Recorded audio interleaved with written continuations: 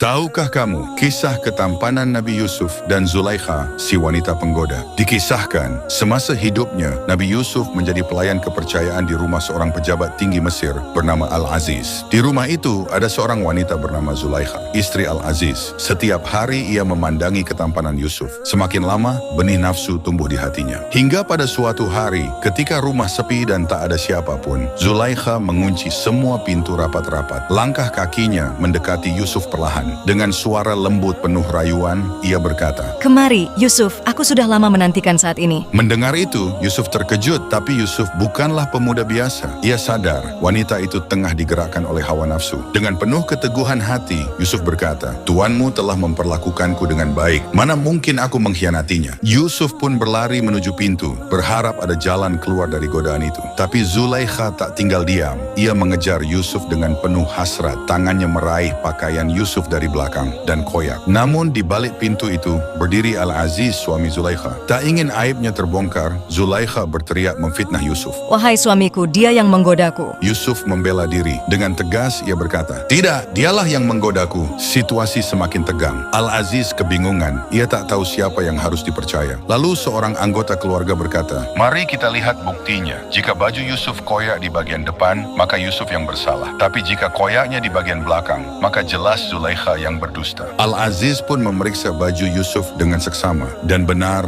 baju Yusuf terkoyak di bagian belakang. Al-Aziz menatap Zulaikha dengan wajah penuh amarah. Dengan suara tegas ia berkata, "Ini semua tipu dayamu, wahai Zulaikha. Sungguh tipu daya para wanita adalah tipu daya yang besar.